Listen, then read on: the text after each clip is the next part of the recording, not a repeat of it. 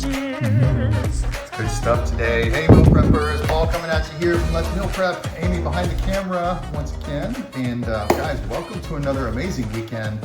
We have 3 dishes with minimal ingredients, easy to cook, but amazing. It's gonna be a party in your mouth is what it's gonna be, guys. I don't know if I'd say minimal. What? I don't know if I'd say minimal ingredients. They are minimal ingredients. I took the pictures of the ingredients and I was pleasantly surprised, I should say.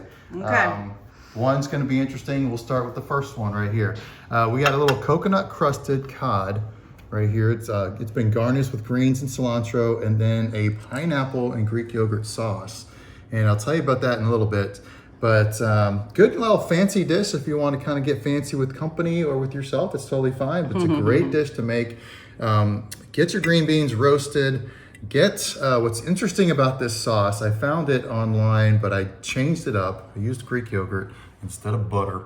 And you actually reduce beer and pineapple juice together. So let that reduce while you're making the fish. The fish you coat with flour, egg wash, and then panko and shredded coconut.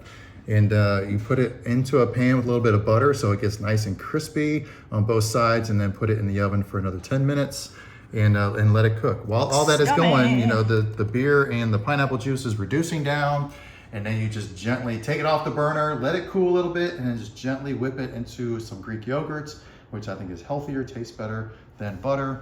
Believe it or not. I don't know about the taste better part. Add a little salt to it, but it is nice, and you taste it. It's nice and sweet with that pineapple, but it's got a little earthiness of the beer in there. It's going to be phenomenal over the coconut. So easy to make. You just got to do it in steps, and then by the time it's done, you're like, wow, look at this dish. Yep. And then you pull your green beans out and serve it up. Over here we've got a little. This is a turkey egg roll. Right? Egg roll bowl. Egg roll bowl. Egg roll in a bowl. Ground turkey, edamame, and broccoli slaw. I'll let you talk about it a little bit. You cooked the turkey, right? Brown your turkey, throw in some garlic and ginger for your aromatics, and then just add all your veggies. While that's all cooking, you just whip up the sauce. It's 4 ingredients, and then pour it over all of it and let it cook till the veggies are tender. The sauce had tamari and sriracha.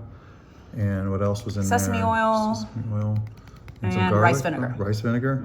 So feel free to add more siracha. I know she was like, I'm going to taste so much sriracha in here. But you know I'll be topping this with a buttload of sriracha. So. Yep.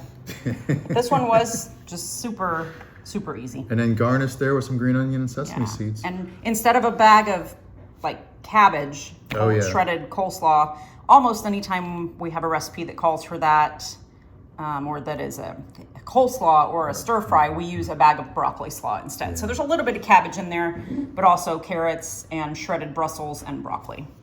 So the Brussels, more nutrients, less gas, you know. And then over here we have got a creamy toasted orzo sauce with chicken and butternut squash. What's really cool, I was watching Amy cook this. She actually toasted the orzo dry in the pan with olive oil, I guess. You toasted it in there, and then you add your broth and some little bit of whipping cream and let that go. Obviously, we seared the chicken first. It is generously seasoned with smoked paprika and thyme, a little bit of Italian seasoning, salt and pepper.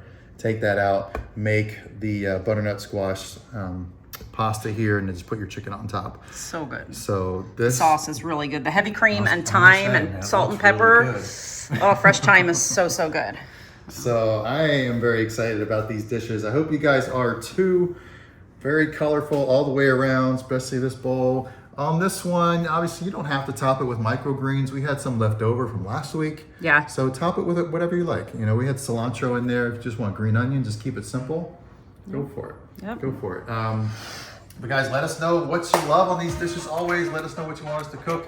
We're always looking for fresh recipes to get to your team. And have a great weekend. Awesome. Bye-bye.